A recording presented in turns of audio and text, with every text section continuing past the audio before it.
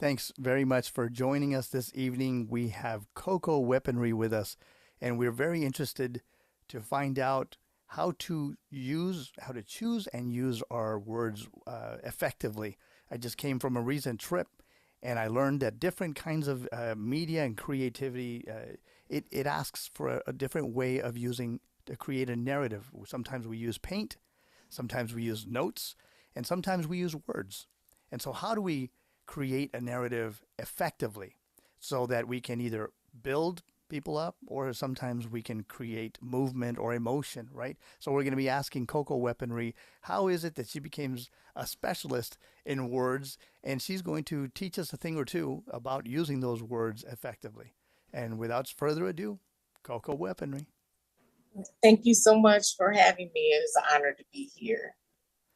Thank you so much for joining us. We love that you dressed up for us. At least I feel like you dressed up for us. It just I looks did. spectacular. That's Thank you wonderful. kindly. And we love the color, love the smile. And so you're joining us today from where? From Westlake, Ohio. Ohio. That's wonderful. And I've met some wonderful people from Ohio. What is Ohio known for? Ohio is known for its very eclectic art scene, as well as the good vegan and vegetarian restaurants. And we all like that. Do you have a favorite? I do. What It's in what, what Shaker Heights.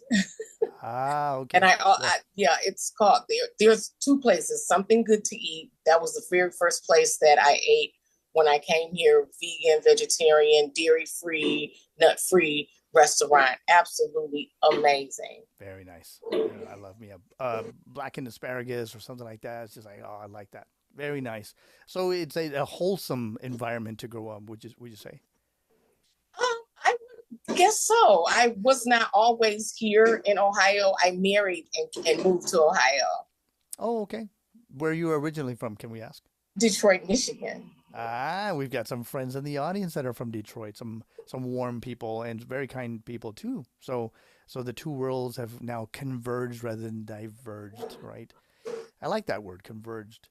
So the name Coco Weaponry. I remember I met you. It was SDM planning, right? It was an event. Yes. Wonderful spoken word artist. But what struck me is how comfortable you were with words, and I remember there was a lot of questions, and one of the questions that I asked you is, how can someone get so comfortable? Is there something that we can do? How did you? Well, actually, you know what? Let me back up. Did we ask you about your name, Coco Weaponry? Yes.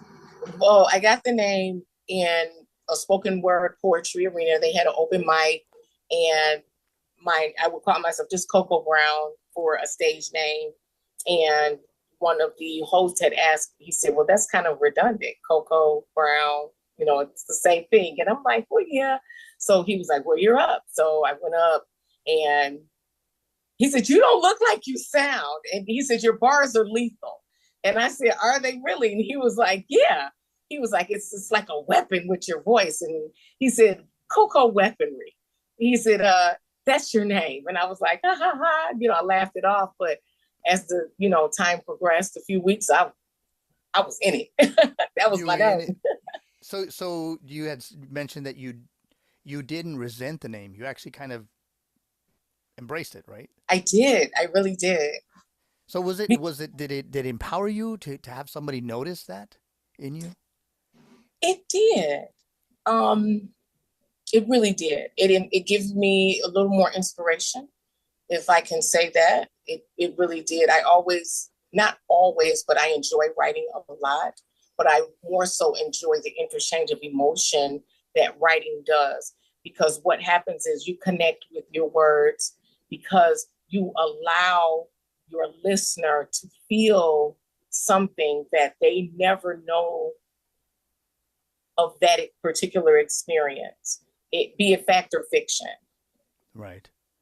So, when you write, where do you find most of your inspiration? Is it from everyday life, something that happened to you, or from observation of the world? It could be observations, creation, of course, first and foremost. It could be interactions with other persons. It can be my environment. And then sometimes when I'm in my quiet space, I just allow myself to give into the collective chaos and start writing. Collective chaos. I like that turn of phrase. So how did you get so comfortable with words? Where did it start for you? It started when I was younger. I used to take up for people who were being bullied or who were being taken advantage of. And it kind of made me angry, preteen, teenage. And I would take up for them, verbally assaulting and then even sometimes physically assaulting persons. So my mom said it was the last time she was going to come up to the school. And I guess they were all trying to figure out a way just to hone in the anger and the anxiety and the stress that I would take on from others to try to help them. So she told me to write it out in story form, all of the characters, wrote it out. And she was like, now make it rhyme, make it like a story, a poetry book story. So, and that's how it began. I was about 11 years old. Wow, so that's an early start. Yeah. So did you read a lot prolifically when you were a child? I did. I read a lot. My parents, my mother and my father were very cultured. Well, my mother was more cultured.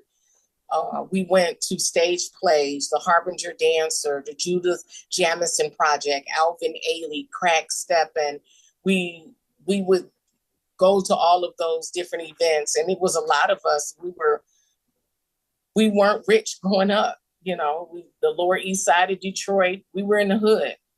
But my dad would get us to return bottles and cans and stuff like that. And, we would raise money like that to do cultural things.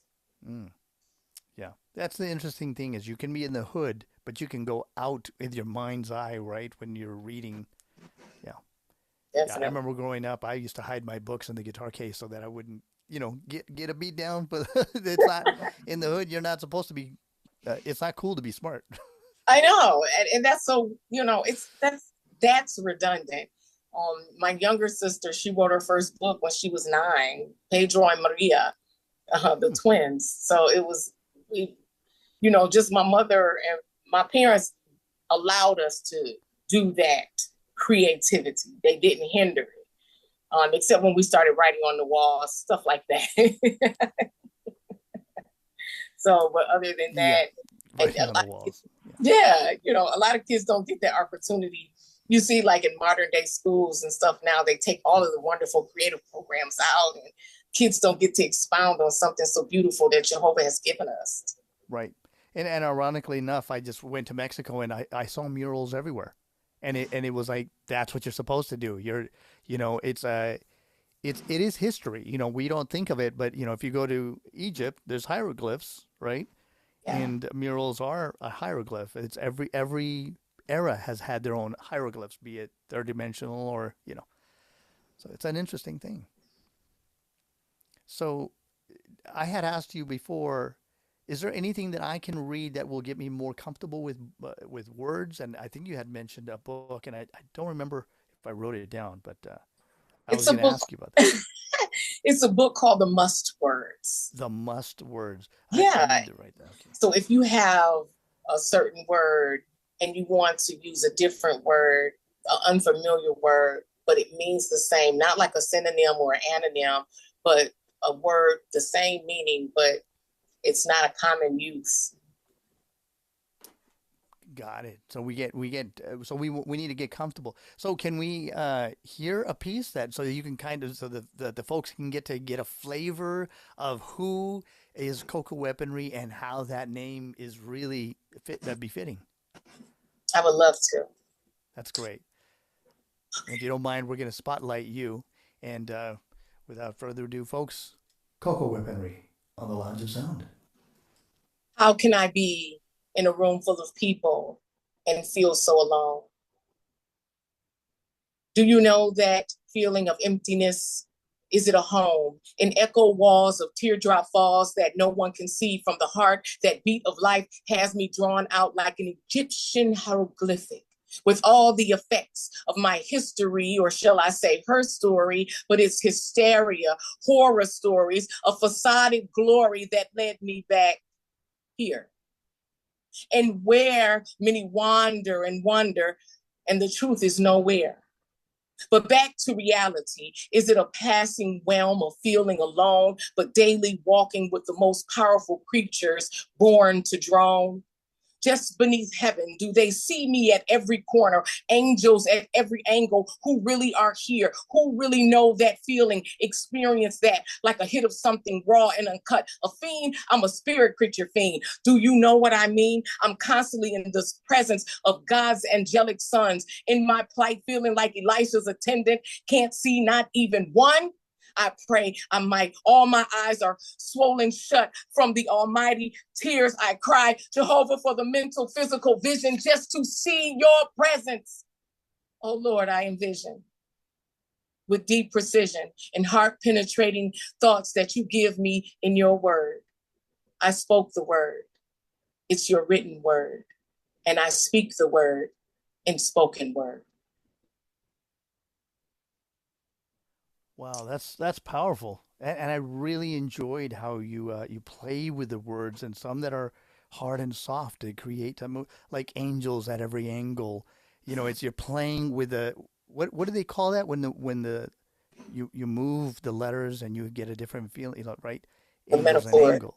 Yeah, absolutely. That's wonderful. And I also liked how you played with the light in Elijah and eyes are right. So there's not just a rhyme, but there's a movement of intent and purpose, right?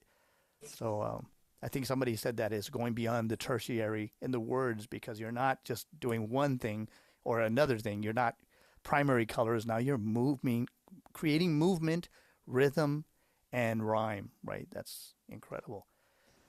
How does one how would I say this? How does one if I wanted to become a spoken word artist, what's more essential? Is it the reading or the actual performance that you think that It can creates be this both. the It performance? can be both. If you think about in a secular world, Maya Angelou, Nikki Okay, Giovanni, I'm not hearing it for some Langston reason. Hughes, all of those are Alex Haley, all of those artists, sometimes they perform verbatim memory and then others read. But those that were aforementioned, they read because they don't want the listeners to miss the point. There are a lot of pieces that I do. I have my memory, but I don't want my audience to miss a point. I don't want for them to miss any part of it. And then when it comes to the performance side, those are the ones that I memorize because those are the ones that are most impactful. Got it. Yeah, The eye that's contact, the body language. so it's just as much about performance. So is it the intent or the purpose? Is that what It what's can most be, striking? it's definitely the intent because I have a piece that is pure intention. And that one is a memory one. That one's from memory. Really? Yeah. Would you like Would to hear? you? Yeah. Can you show it to us? Of Absolutely. course. Okay. Boring boys breed boring men. I've heard that truth time and again, who play in harbors of water from damage within.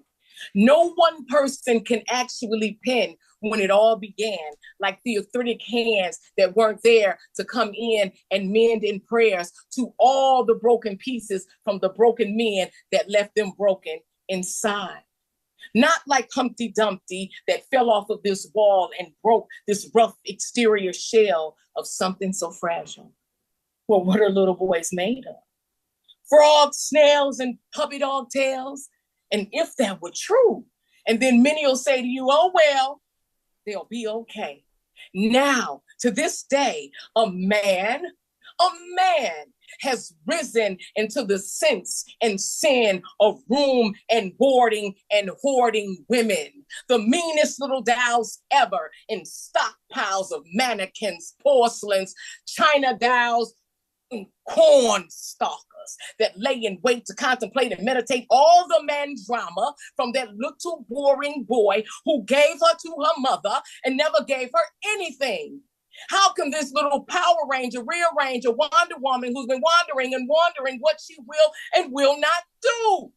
Let the healing begin. Men, boys need you, your strength, and your hugs too. Your example to sample, merge, and purge the unhealed drama of a thick attitude, high heel mama who buried his heart by the docks of deceit. Faith follows the things heard. I shall ensue. Hey, little dudes, I see you, and I really do love you. Wow, that's a powerful piece. Now, what what what is the purpose? Is it to build up the boys, or to a calling of the boy in the man?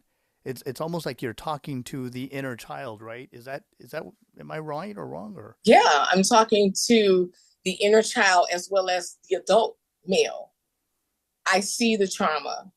I know the trauma. I know what causes the trauma. And in that wordplay, it gives the story for the listener, and they can actually see it. Those certain terminologies, certain words, they know it. Mm. So it seems like a circle of trust with empathy and compassion, where there's a movement there too, right? Of intent and will. Yeah, I see Right. them. I know them. Right. They're related to me.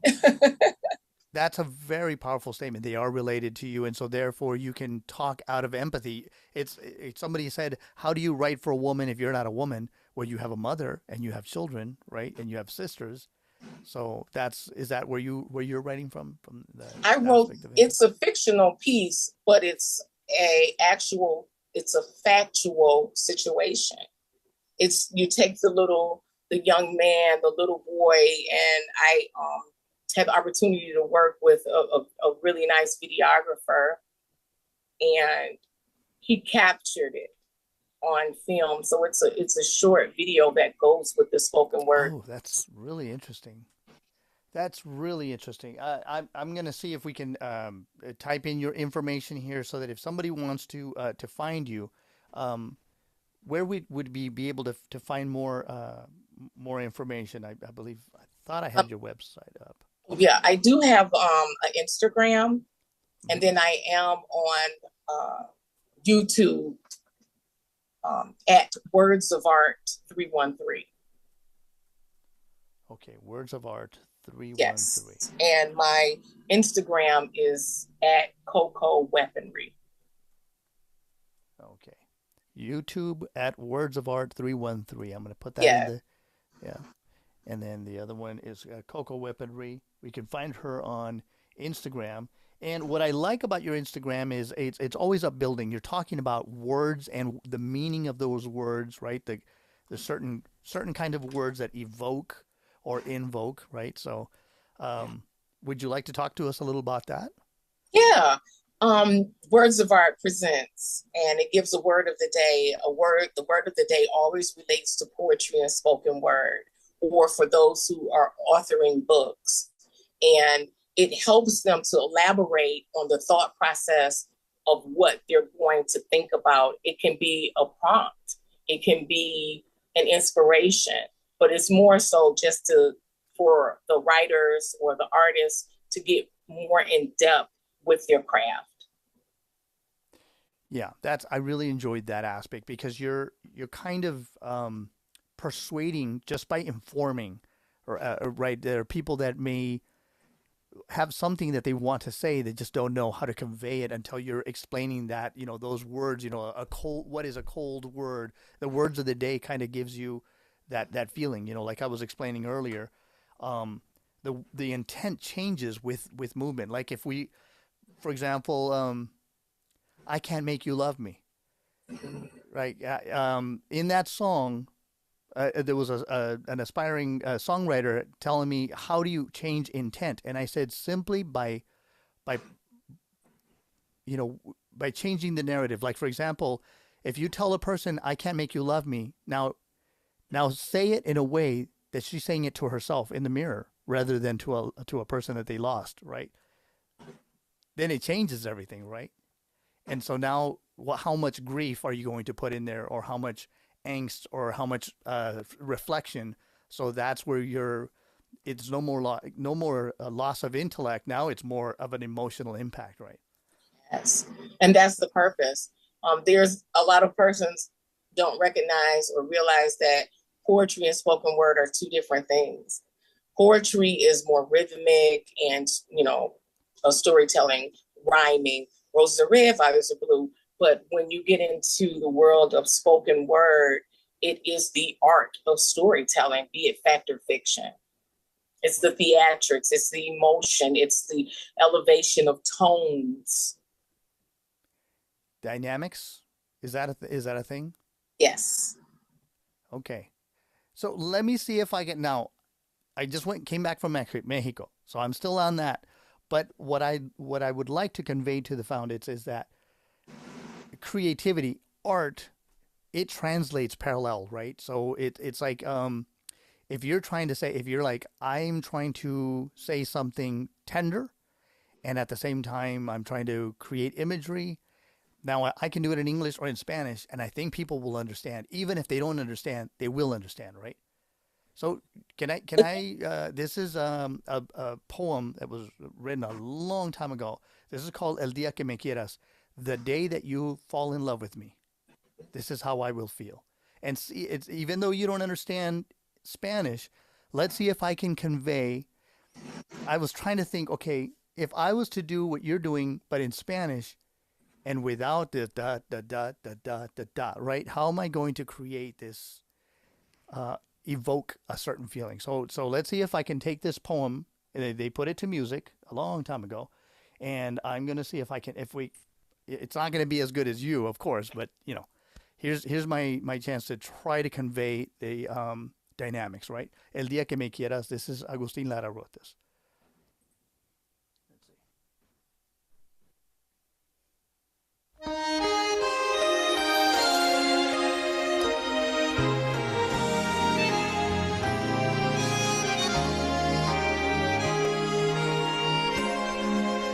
Acaricia mi sueño, el suave murmullo de tu suspirar, como ríe la vida si tus ojos negros me quieren mirar. Si es mío el amparo de tu risa leve, que es como un cantar, ella quieta mi herida, todo se olvida.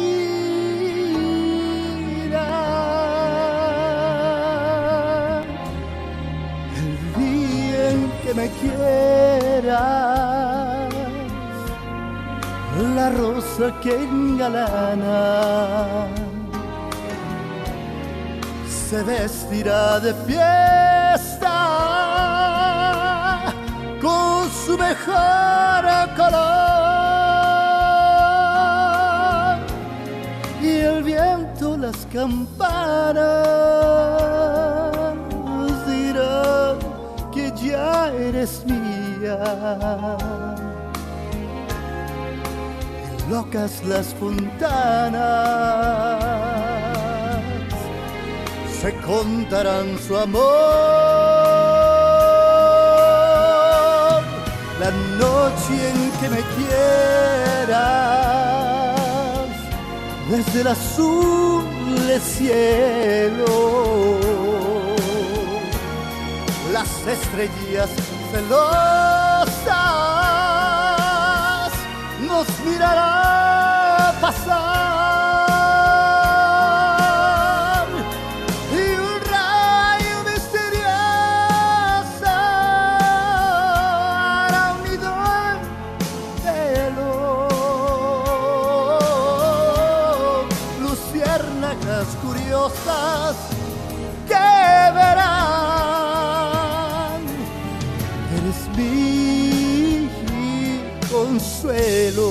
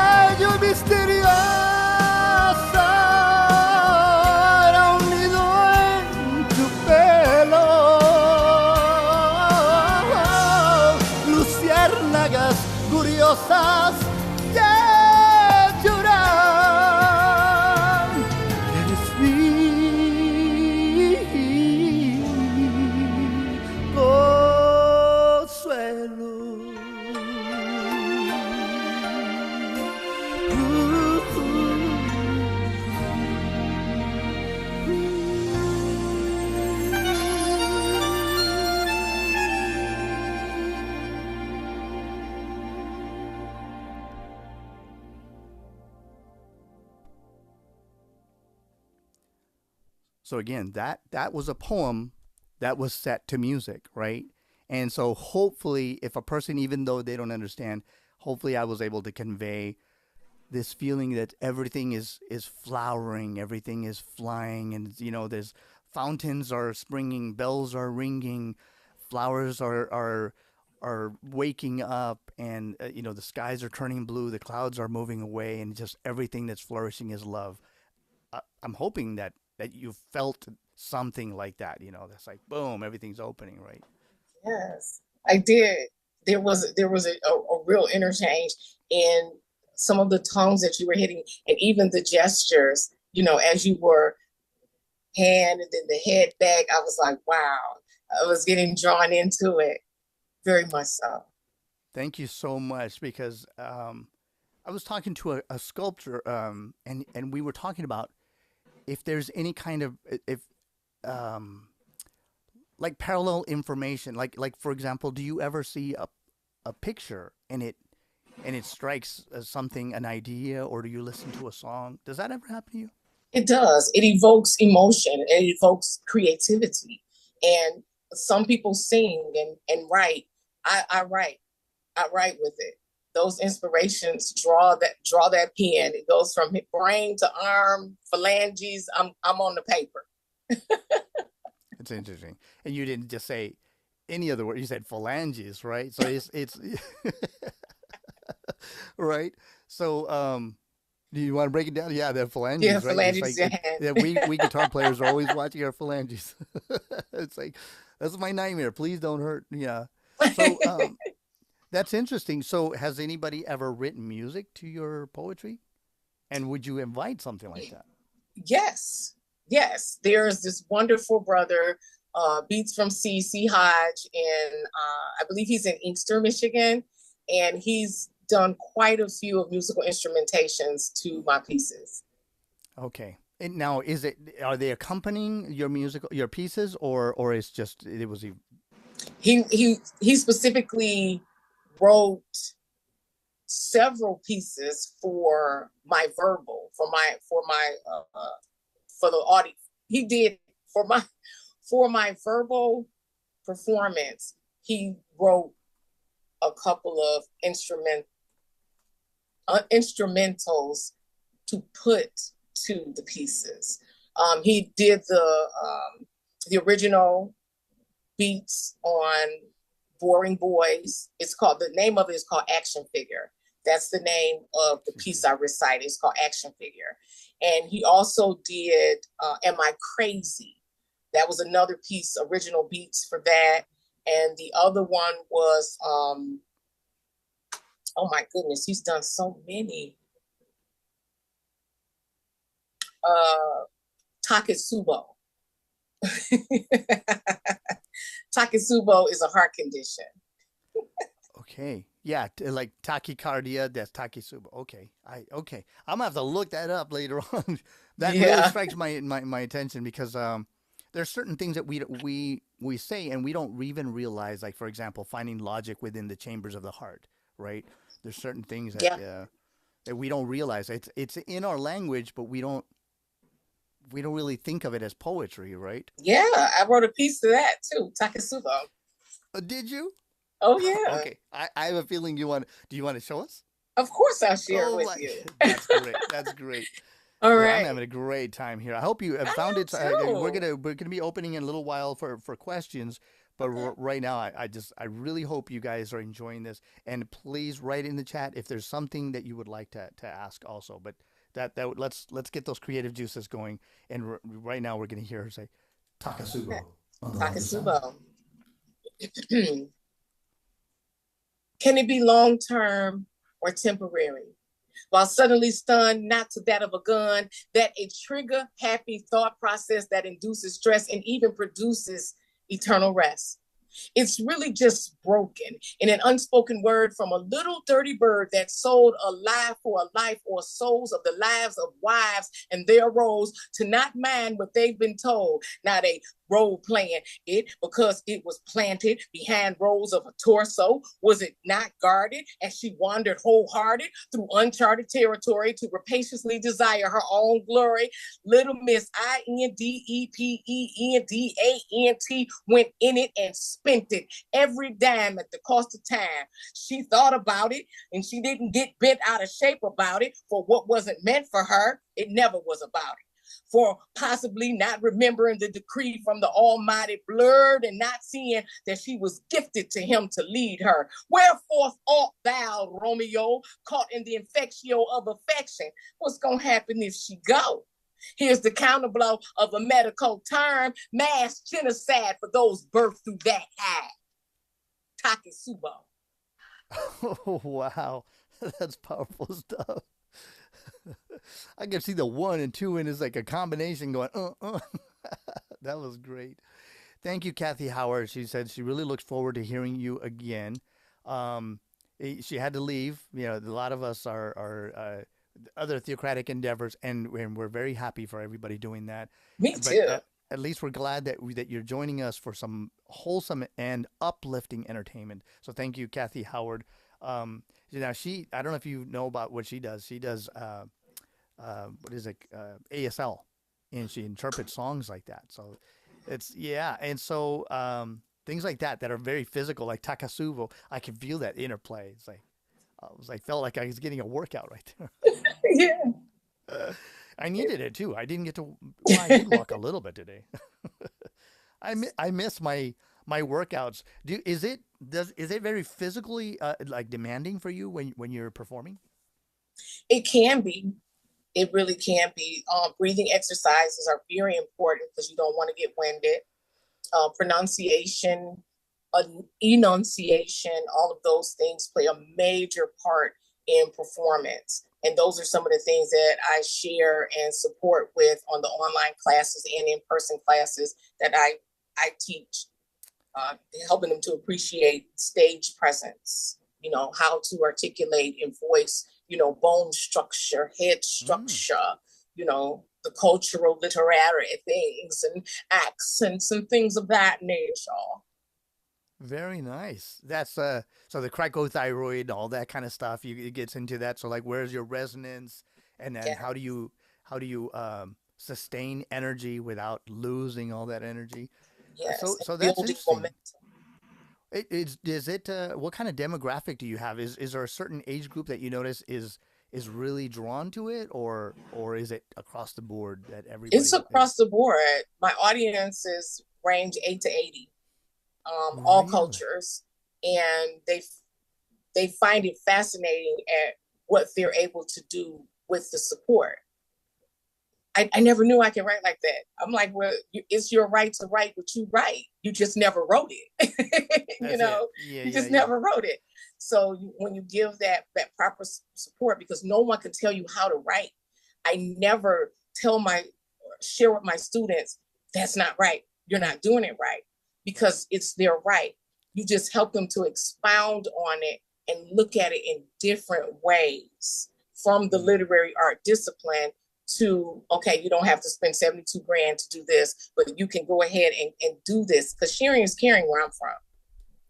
Right. So are you trying to get them to expound on what their truth is? Is that how you teach? Yeah, because it could be fact or fiction, Los. It could be fact or fiction.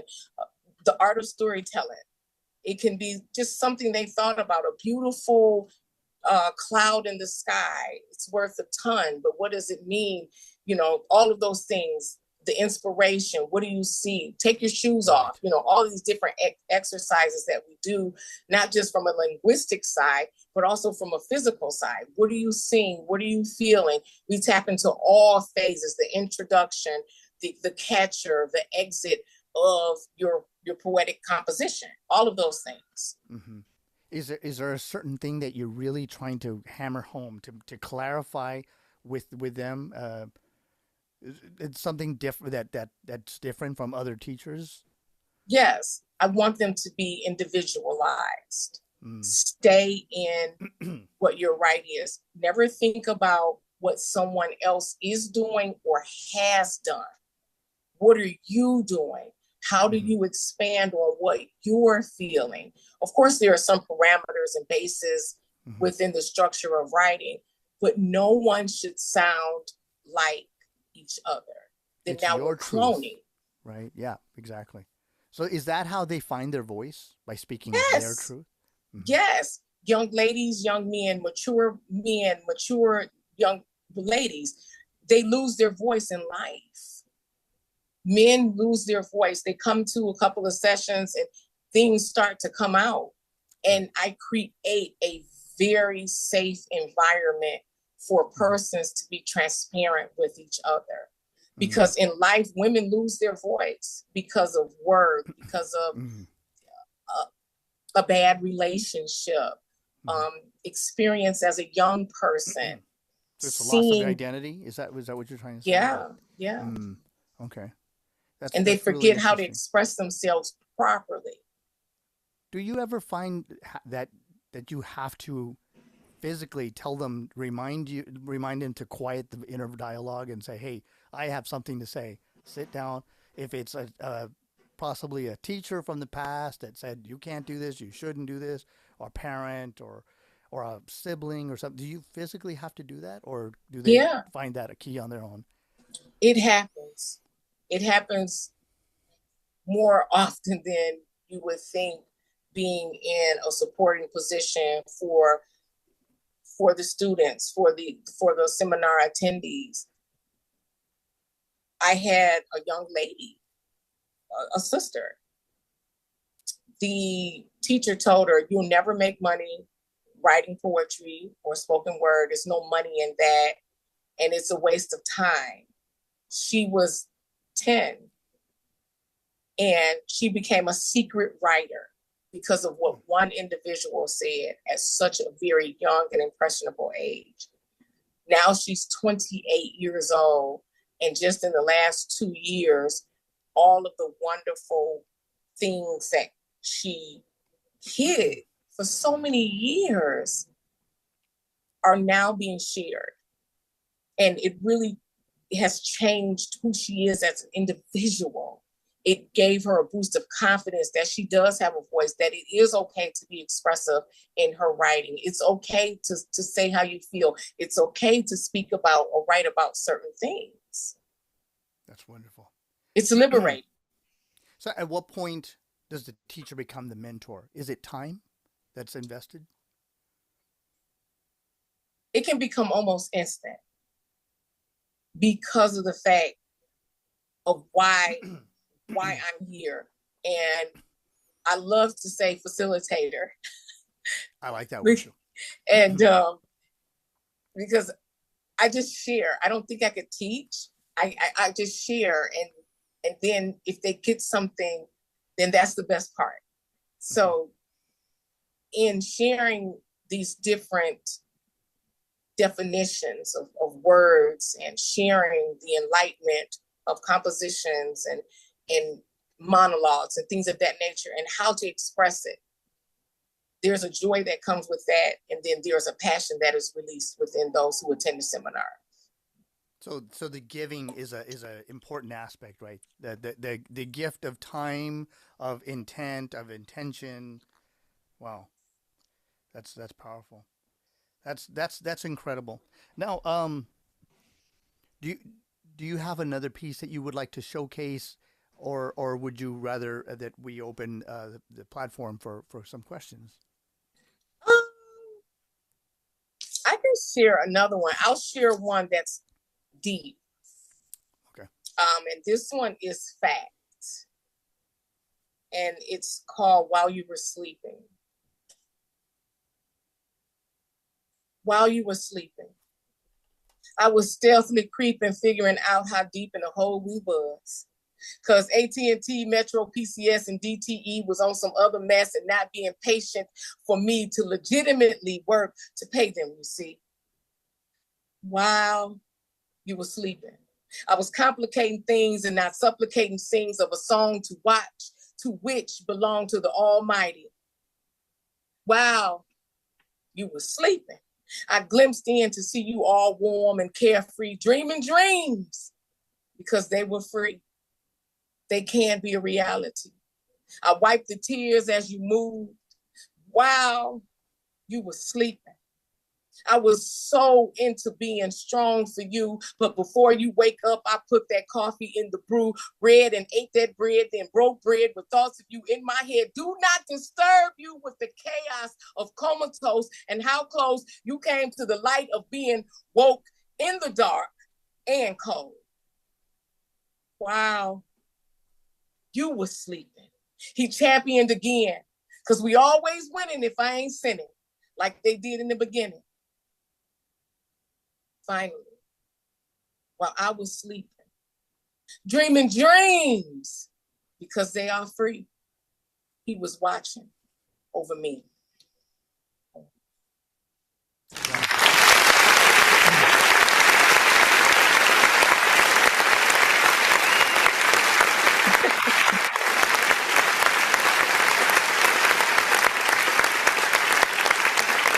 You look like that poem really got to you at a personal level, right? It's a plea rather than a cry, right? Can you tell us how it's different, a plea than a cry? The cry is you're in the situation and it's just giving way to the emotion of something you can't control.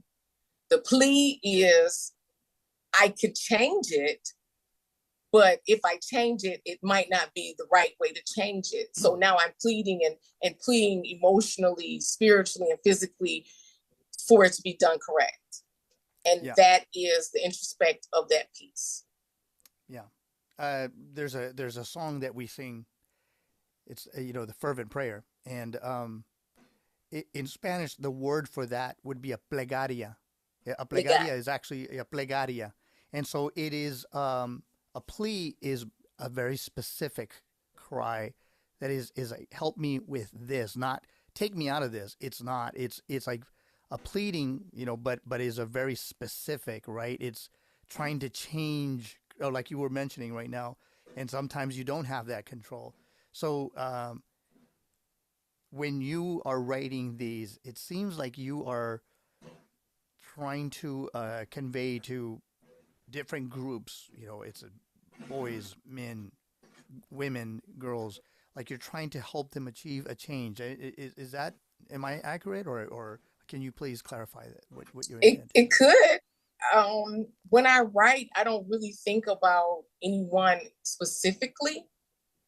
I just let it go. Whatever inspired, whatever the thought process is, I'll just run with it. And how it lands on the paper, it touches down into a field goal sometime to someone else's emotions, to someone else's feelings. And then when you tap into that type of fragility, you have to be very careful, because sometimes my fiction is someone else's fact. So understanding that, I have to be very careful not to toy with that type of trauma. Because I've been at shows, I've performed for shows, seen other persons crying and being drawn into that emotion of an artist. I've seen myself, another person in audience, being drawn out from a piece. And they were like, how did you know? And I'm like, I didn't. So it's a beautiful connection, but you have to be very cautious. Is it responsibility that you feel? Very much so. Because you're talking about a person's feelings and a person's emotions, and those are things that are important, because persons lose their voice and sometimes they lose their identity. And so we want to make sure that they felt seen as well as heard. Okay, so it's an element of trust, right? Yes. Do we have to change that energy at some point, like an empowering poem after, or a piece, a performance piece after another one that purges or cleanses? Yes, definitely. Because if you go too deep into it, now you have began to lose your audience. You're not really writing and reciting for the audience. You want to share something with them. But you don't want to overwhelm them in sad emotion. We want to, make it a nice roller coaster ride, drop them and pick That's them it. right back up. I always wondered about that because when I create set lists, I'm wondering about that. I can't, you know, crying and every song be like that. You have to have something an empowerment after that. We try to do this. Lady Mo and I we do shows and we're always conscious about that energy. And I remembered reading this. This might sound a little bleak, but it may uh, give context. I was reading one time, I was taking CPR class, and I was reading about an older gentleman in his 60s. He's in Marin County, and he's got this big spread. He's making a barbecue, and he's got the meat cleaver. And out of a sudden, his family came in out of a flight, and his 3 year old accidentally ran into the meat cleaver. Her turned around, and she got so you automatically, as a family member, you want to remove that, but that's dangerous. And the reason for that is that she'll bleed out, right? So the question in a CPR class is when do you remove that cut?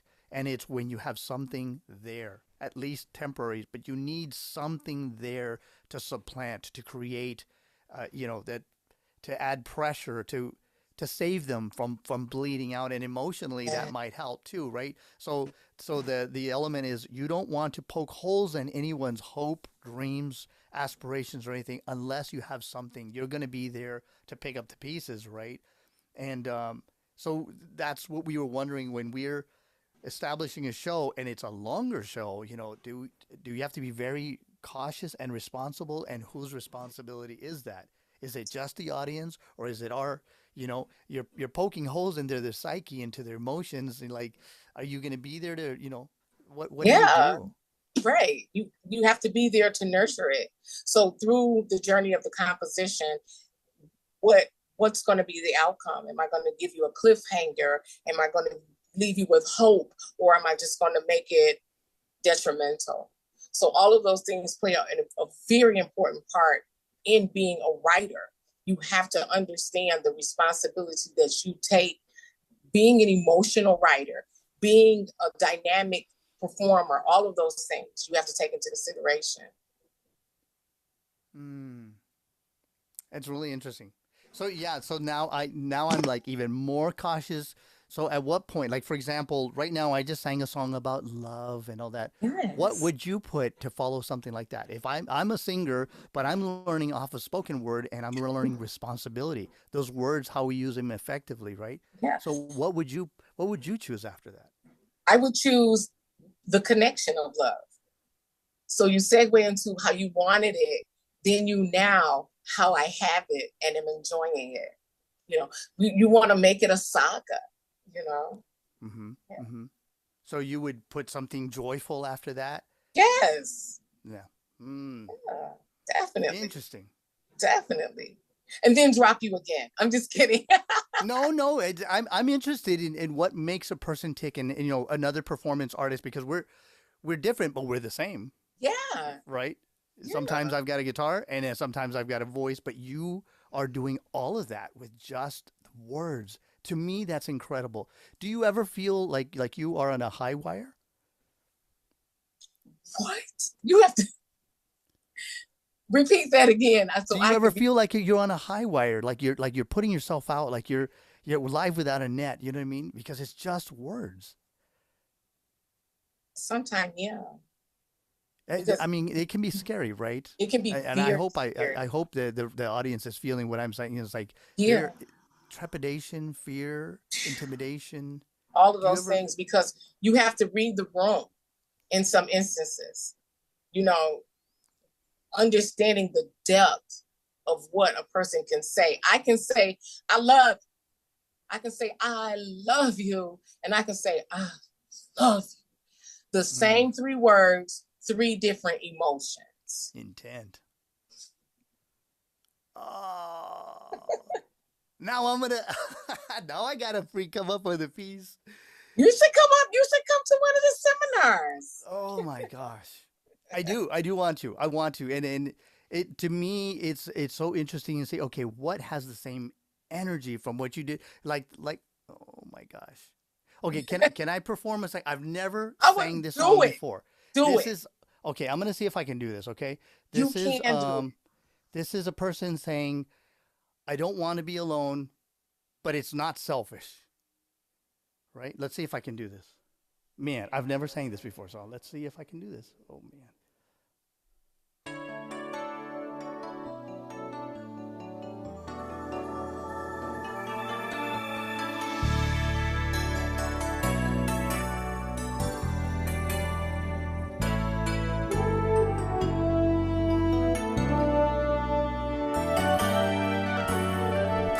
Muy profundo,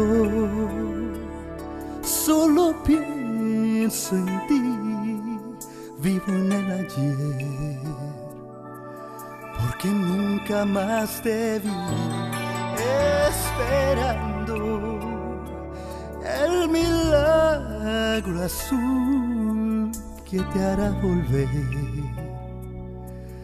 a mis brazos con tu luz. Si pudieras ver que aún te siento aquí conmigo, muero al comprender que es preciso hallar una salida y liberar mi vida. Me niego a estar solo contigo en este mundo, me niego a estar solo. Sigo siendo tuyo, me niego a estar solo. Me ahoga tu recuerdo, mientras sepa que tú existes, no podré vivir solo.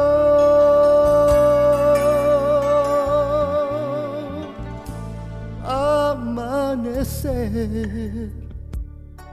Te soñé, lo sé, porque vi caer otra lágrima en mi ser. No consigo despertar sin ti. ¿Cómo pudo ser que te tuve y te perdí? Si pudieras ver, tanto siento aquí conmigo, muero al comprender que es preciso hallar una salida y liberar mi vida. Me niego a estar solo contigo en este mundo, me niego a estar solo, siendo sigo siendo tuya.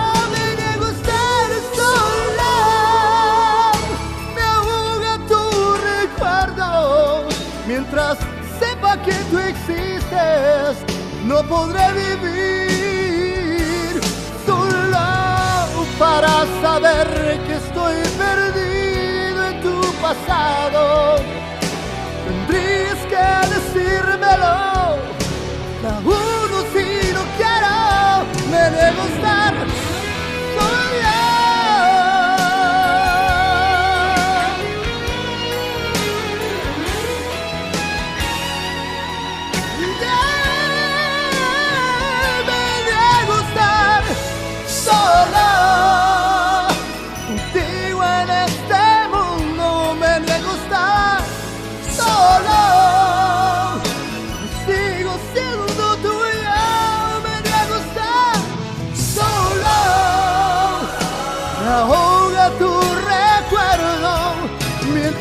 Sepa que tú existes, no podrá vivir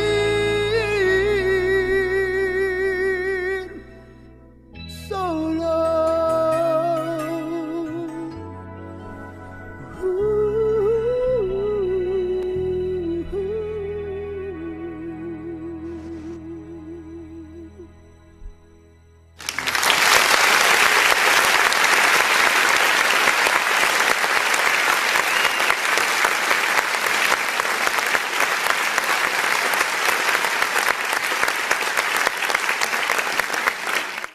Thank you. So that was me putting myself out on a ledge, on a tight, you know, I'm like, okay, what can I convey with that full vulnerability? Yeah. is And that that's what it is. is that what it is? Okay, that Yeah, feeling of like, whew, I gotta do it. I'm laying it out, but Yeah, is it as effective as it feels to us? Do you think it's it effective to the audience? is. It is. And once you My hands are start, sweaty. and that's a good thing because that's what inspiration is. Inspiration is putting yourself out there. You know you can do it, but now you have someone right there back there, like, go ahead, I got you. I got you. I got you. And that's what I do in the seminars. And that's what I'm doing right now, even in conversation, because you were like, I gotta do it. I'm just gonna do it. And You're that's like the your hands are thing. shaking. I've never done this. Yeah, yeah. And tell me if that doesn't feel liberating. It did. It did. I saw it in the pitch, the variation with the solo, and then the solo. You went high with it. I said, "Oh, he's squeezing right now." Yeah, I was So like, I'm not gonna be able to do it. Yeah. it was great. I loved it. It was absolutely amazing. And that's what it's about. Sharing is caring. You pulling it out. You're allowing your vulnerability to be the forefront for your inspiration to do it. And that's between the difference between the spoken word and the performance, right? Yeah, So yeah, yeah. the The intent is not so poetry, much the poetry, right? yeah, the poetry, the rhythmic, the sky is blue when I walk, with two shoes and, things like that. But even in rhythmic poetry, it can be deep. But with spoken word, you have to add the voice, the eyes, the breathing, the hearing, the hands, every Right. part of your body is involved in everything that you're saying because it can be impactful, but I it like also that. can, yeah, it has to be. Yeah, word.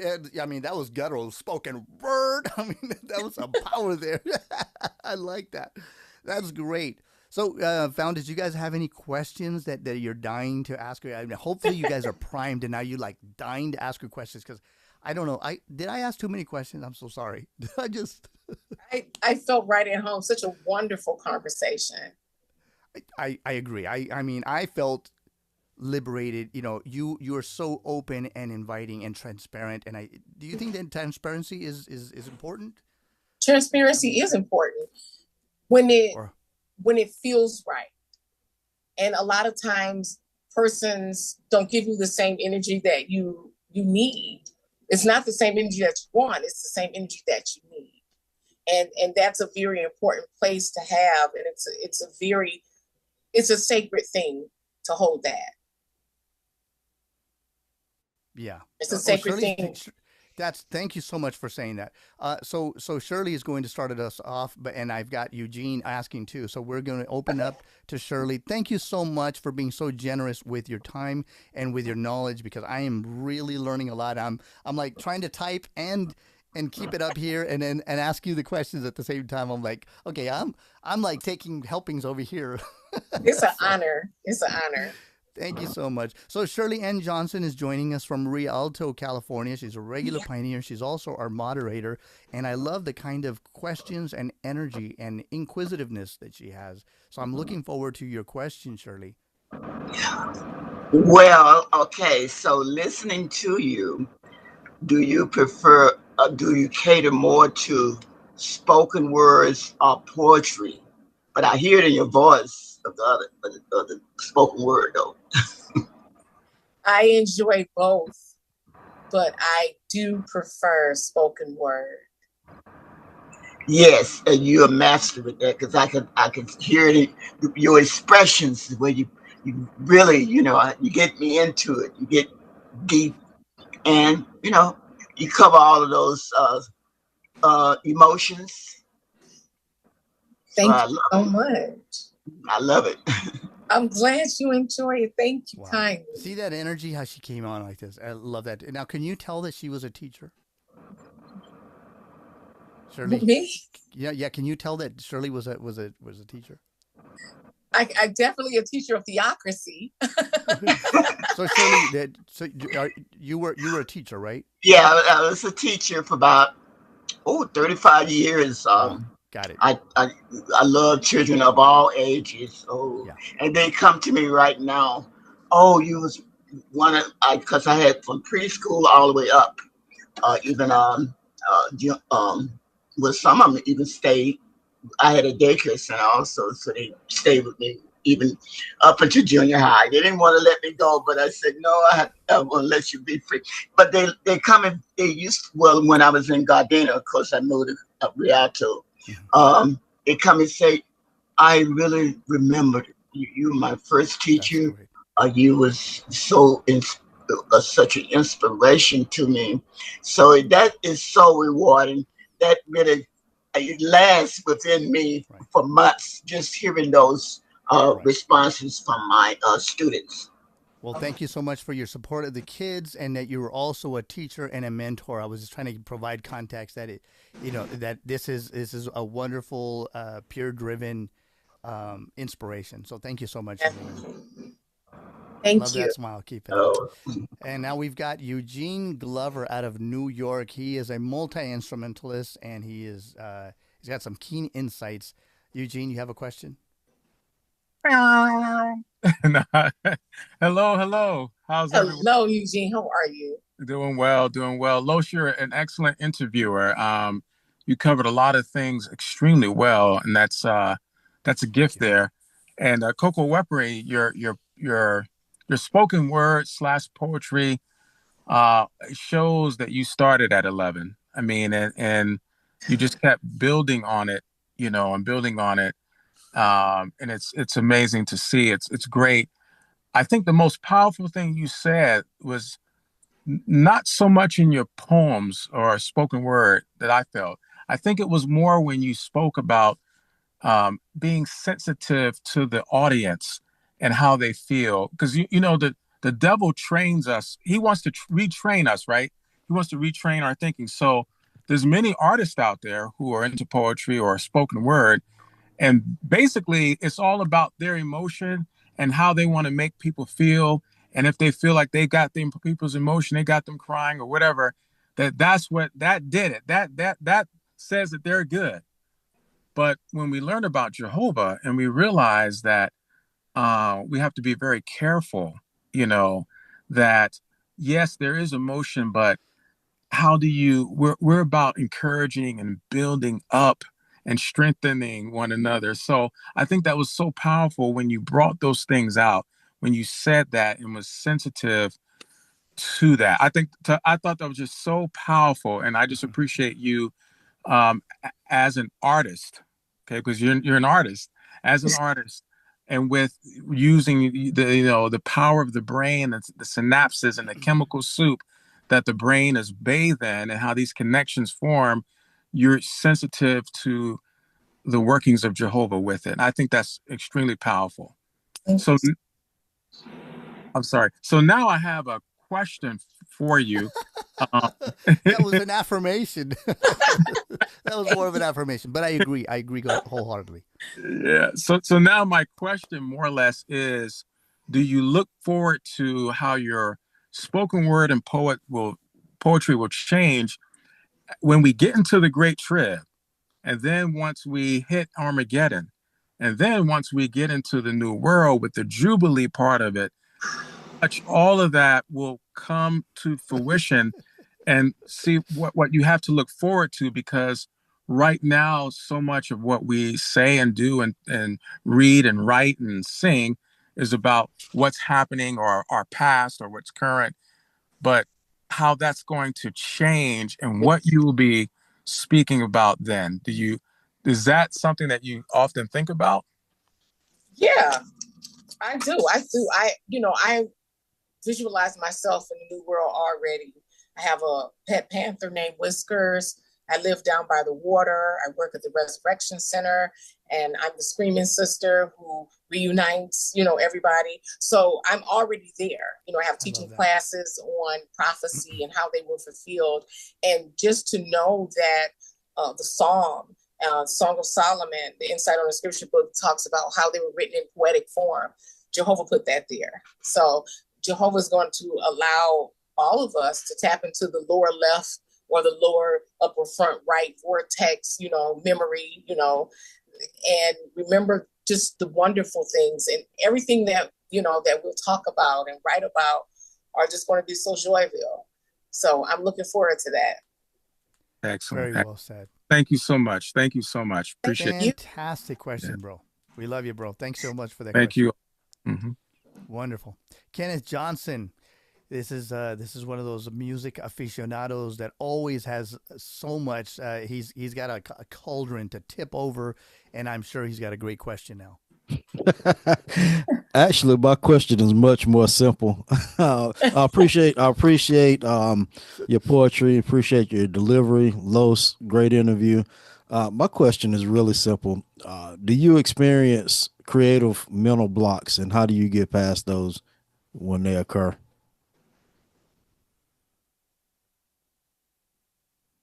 I have experienced a creative block, and when I experienced the creative block, I wrote a poem called Writer's Block, and and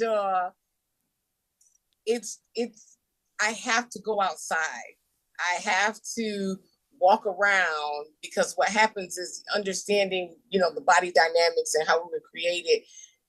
Something's not functioning if I can't think clearly through a certain process or a situation. So once you start walking, all of the organs are connected right in the feet. So just go take a brisk walk on the grass, and all of these wonderful things it'll just happen. And so I sat down. When I came back, I was like, oh yeah, it's called Writer's Block. So I did a play on it, Writer's Block, like a writer around the block. So it was the Writer's Block with a writer's block. So it was very difficult, pull up to the scene with your ceiling missing. So it was, that portion. That's a great question, and something that I meant to ask too, because people have often asked me, how do you avoid, and I haven't had that, but I think because what you said, you have to go out, disconnect from everything, go out and feed yourself. Kenneth, thanks so much. You're a very creative type too. Can you remind us what you have an upcoming event or a project that you want to remind us? You're muted, by the way. No, I don't have anything coming up right now. Took a break from Zoom activity to focus on convention assignments and everything. But when I get back, I'm gonna focus on music creation. It's kind of hard to do both because I DJ, and I keep having people tell me, hey, put the DJing down for a little while and do the music creation. But that's part of what happens is because I'm not creating every day. When I sit down to create, I have blocks that I run into. And I'm like, how do I get past these blocks? But great advice. I'm gonna try that. Awesome. Well, now you've got collaborators right here in this room. We got a bunch of creative types, and the only way to do it is right, tap in with somebody else. Great, thank you so much, Sandra. You've got a question, and where are you joining us from, Sandra Johnson? Let's see. We need to unmute. Ask to unmute. Did you have a question, Sandra Johnson? Says raised hand. She's been asked to unmute. Okay. Maybe she forgot, or she's got a phone call that came in. Wonderful. So yeah, I was going to ask about that. So I'm glad he asked that question about, sometimes we get oversaturated. In my case, I get overwhelmed. I have a kind of a form of synesthesia. And sometimes I have to close my eyes because it's too much input coming in, and so I need to block out. Oh, she can't unmute. That's strange. Yeah, so I sometimes, let's see, why can we? I love that. I used to, we did a topic on synesthesia, seeing in colors or hearing, and things like that. And one of the artists was expressing, understanding the meaning of it. And he was like, as I was writing, it felt like I could see like the color spectrum of what I was writing. And he said, is that weird? And I said, it's not weird at all. That's a natural thing that happens. Sometimes when people talk, they talk and it sounds like they're singing. It's beautiful. And then sometimes when people hear other people talk or they hear music, they see colors and things of that nature. It's synesthesia. And so in a bar on a piece of a poem I wrote, I told him, I was like, you don't want me in the front seat, I'll take the back row. I'll let you know that you don't know me though, because I synesthesia, because I am the synesthesia. So, like you play with them, Right. things like that. So, Right. just bringing all of those things out of persons and then it's not weird. Does that Right. sound right? You didn't sound wrong. So it's that reassurance that give and share and just bring it all out. Reassurance. That's very important, right? So, okay, so on that, we're gonna have Sandra ask her question. But Okay. on that note, I had was changed told. devices. Oh, Okay. okay. So really quickly, because I don't want to lose the thought on what you Go were ahead and say mentioning. your thought. Go ahead and say your thought. Go ahead. Okay, it's just that I was told that sometimes it's a coping mechanism. If we go through extreme trauma, like in my case, I lost a lot of people that I loved.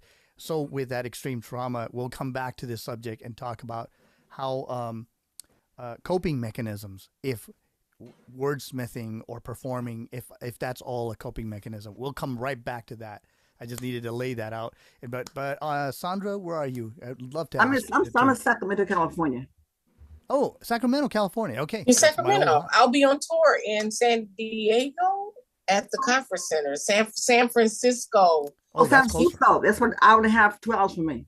Mhm. Yeah, let me keep me posted on that. I'm from Bay Area. I'm from Oakland. Yeah, I'll be there. Okay. Thanks for joining, Sandra. Yeah, my question, a lot of times people do poems or poetry about their life, and it's very deep. And as a sister I know, she passed away, but she's a poetry person. She did over 3,000 poems, and when you read a poem out, your expression, people cry. They hear themselves in your shoes. Have anybody ever came to you and said to you, "You made me feel what I was wanting to feel all the time, but I know how to express it. Thank you so much. You brought it out of me."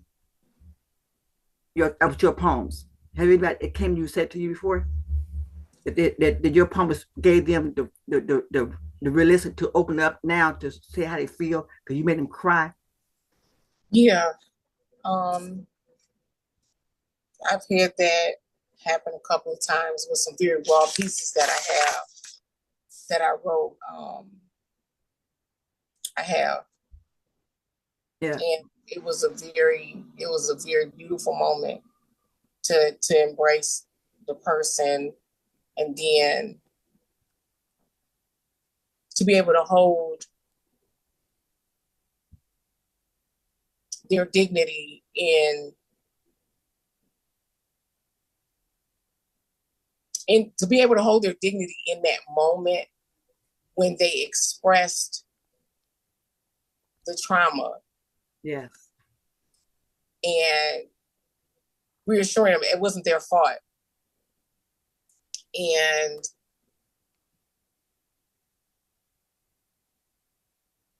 just being trusted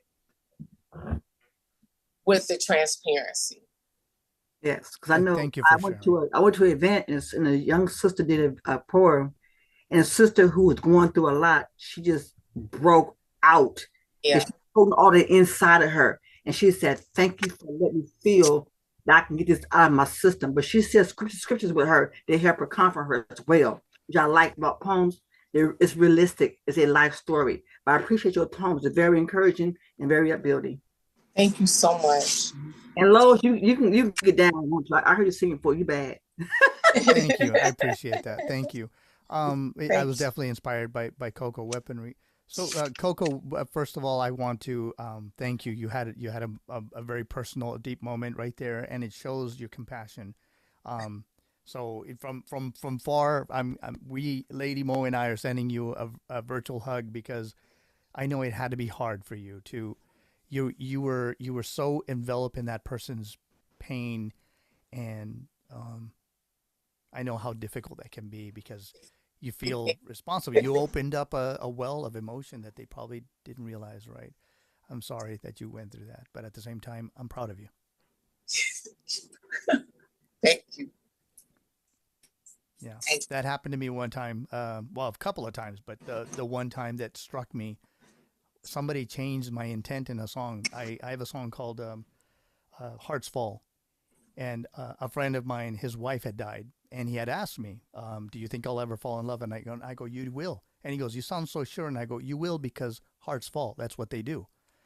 And so anyway, in the beginning of the song, the first time that I played it live, I was playing some chords, and I took a while to come in because I was trying to, you know, to feel without emoting too much. And the first line says, "I keep stirring more than cream into my coffee, Oh my as a goodness. as a memory comes slowly back to me, and I carry your picture just to give me a little something warm to hold." And so at the end of the song, I'm wrapping up my cables, and a lady taps me on the shoulder, and she says, "Was it tears that you were stirring?" And it just like, oh, it got me. She made the song deeper because I was talking about emotions that are being stirred. But she said, "Was it tears?" And she was just weeping. Yeah. And at the moment, I got so choked up that all I had was, I just grabbed her and we hugged for a while. She was Yeah. an older lady, and we just Yeah. hugged, and she was sobbing, and I'm like, oh, you know, I'm having a hard time holding my, you know. Yeah. But and my wife happened to be, my late wife was in the hospital at the moment when, you know, and it wasn't about her. It was about one of my best friends that had died, you know. So it was like, oh, it's an incredible moment. So you feel that I just unlocked something, and now you're like having to give it, here's your key back. Yeah. When Yeah. you're right, when you're ready, Yeah. you need to deal with that, right? And that's a beautiful experience to have in that one moment. It's you're frozen in time in that moment with that person. They shared a moment with you and you never known them a day in their life. But that's what this beautiful gift that we have Wow. in words and how to use them. You know, the tongue is a blessing and a malediction. So you got to be very careful because it's aimed straight at the heart, whatever it says. Thank you so much. Thank you so much for saying that. Did we have a last question? And then if we don't, I was going to ask you, if you had a piece that you wanted to close this all with, that you wanted to like put in like in a little bundle, like a little gift, what would you choose? What kind of piece would you? Do you have another one in you, or are you tired? We would understand. I'll never get tired of sharing. Okay, we do have another question. It's I would Kevin love Ritter, it. and he's Kevin. I don't know if you've ever watched KMR, but Kevin Miles Yes. Ritter, KMR Live. This is Kevin, KMR. This is my brother from another mother. Oh no, he's my brother from the Noah mother. Come on. Yeah. We get together and we just talk gear and music and singing and performing.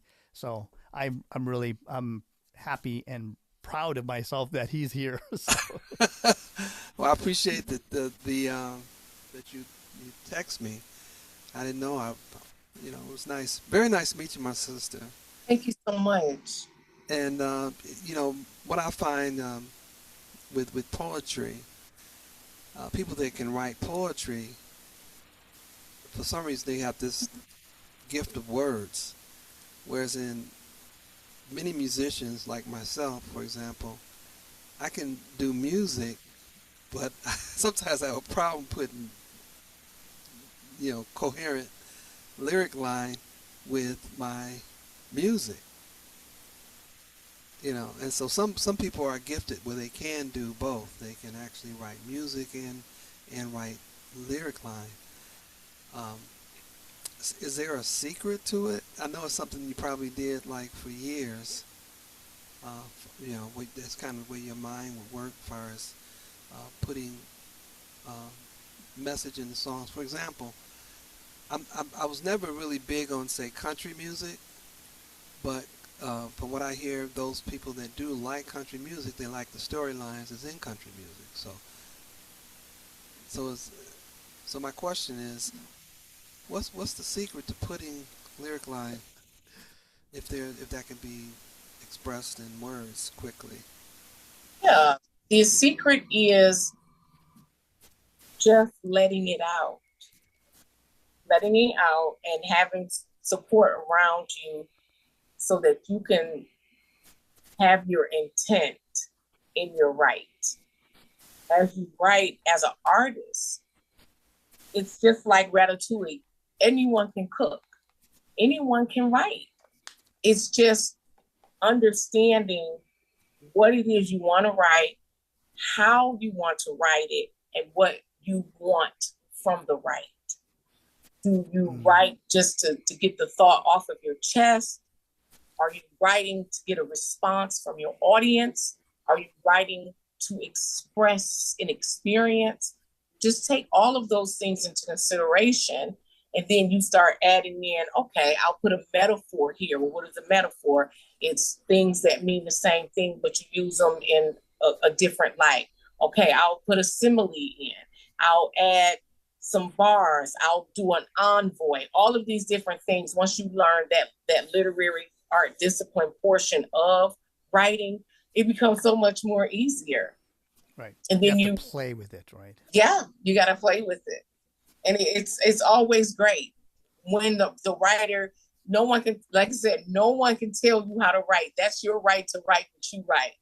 When you do that and you get the proper support, you are going to be so inspired always. Thank you. So when you were a child, other people, some kids played with Legos, some played with logs, some played with clay, some played with paint. What did you play with? Roller skates. Roller skates? Yeah. And do you find that did any of that inform you with your art that you're doing now? Ooh. Perhaps the element of risk? It is. That's all I wanted was a pair of skates. I saw the skates that I wanted. They were gold with glitter. And I'm always curious. I was going to ask Kevin what he played with when he was a kid, because to me, you have to play with the words until they become. Kevin, what did you used to play with when you were a kid? Oh, baby. That's a very good question. Well, now back when I was a kid, that's when GI Joes came out, and GI Joes was a doll. Yeah. So I, as a kid, I could play with my GI Joe, but I'm glad I wasn't a guy that only wanted to be with GI Joes. My GI Joe had a Barbie. Okay, we went in another different direction all of a sudden. Right. Well, as kids, that's what I wasn't raised in the truth. Yeah. Okay. No, okay. I get it. Yeah, but I think my point was that we have to play with something. They call it playing music, right? The art of exploration. Yeah. Words too. You have to learn to play with them until you're so comfortable with them that you go back and forth with color and range and light and dark and contrast and out metaphors, similes. And thanks for your question, Kevin. That's a wonderful question. You really got me thinking. He laid it on me. Kenneth has got another question. Wonderful. Yes. Well, it wasn't a question. That's a fascinating subject. When y'all asked what you play with as kids, just quickly share with you what I did. I grew up. I learned how to play drums before I started school. So I was a drummer, and I was always fascinated with recording. So I actually, and this was back in the days of tape recorders. Okay, back in the late '70s, early '80s, and I figured out how to multi-track record using 2 tape recorders. I played a drum beat and recorded it on one recorder, and then I had another recorder, so I played it back.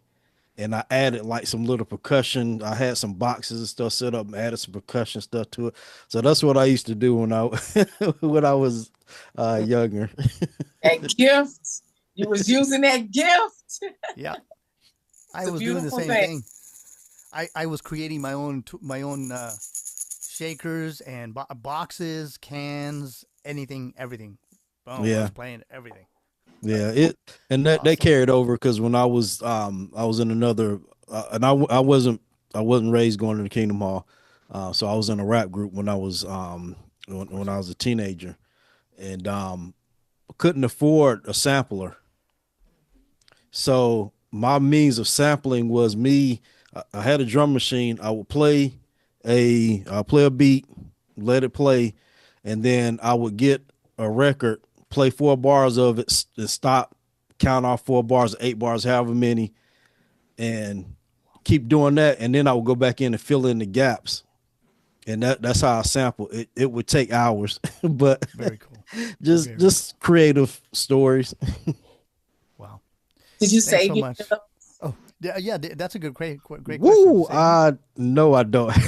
I don't. I wish I could find them, but no, I don't. Yeah. Well, let's talk shop later on because I didn't know you were a drummer. All right. That's Always been need a good beat. Yeah, right. It's been a really wonderful experience, not just getting to know your craft, but getting to know you and learning so much from you. I feel like I grew some. I grew a little. Thanks so much.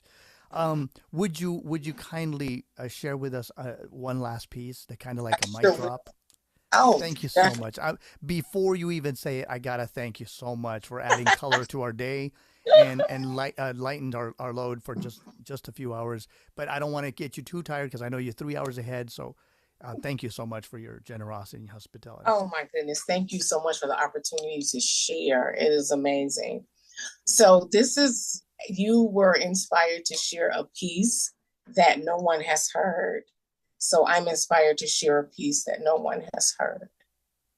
All artists give lessons to the ears and eyes. Hip hop was for the culture. Rap was for the rebellion to losing the culture. Trap music was the trauma trapped in its loss. What will artists do to change the way we, you, and I look and hear and cope with present situations? Are we being thrown hush puppies to eat hush puppies to quietly be before the reality catch up like little smashed tomatoes?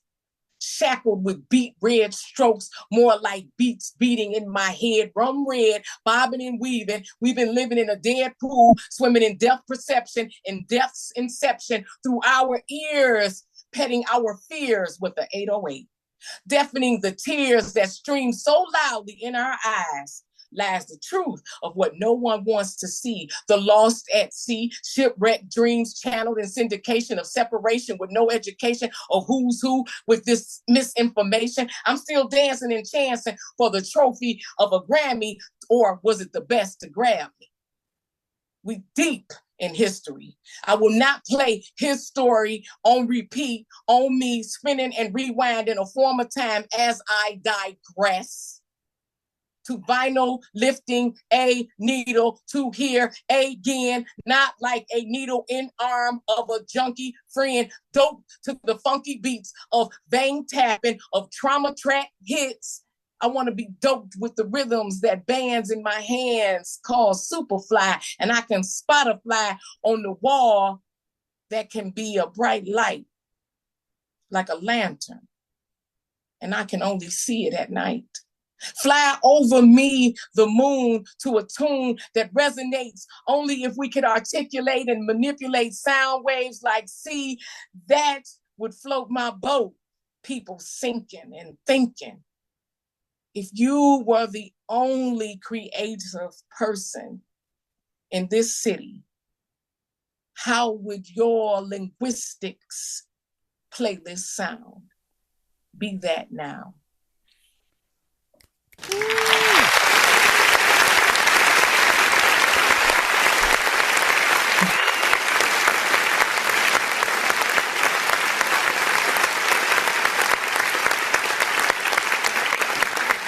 That was coacoaWeaponry on the Lounge of Sound.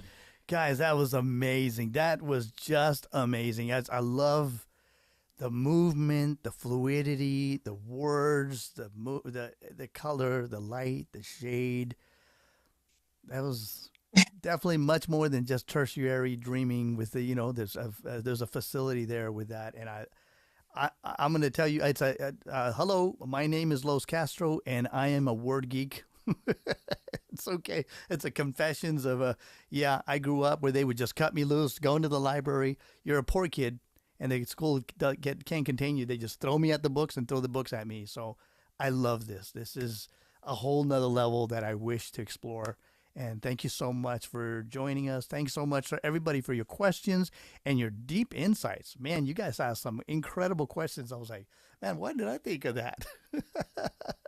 And thank you, Lady Mo, for facilitating this recording. We're going to be I'm going to check in with you, and if it's okay, we're going to upload this YouTube, and that'll be my gift to the founders that they get if they missed it, because I know everybody's got all these incredible theocratic endeavors. We applaud it. I took some time off too, and so no, you don't need to wonder where I've been. I went to visit Susie in Mexico, and I'm glad that everybody is having these amazing conventions. We enjoyed it. I'm not going to spoil it for you, but it's good. That's all I'm going to tell you.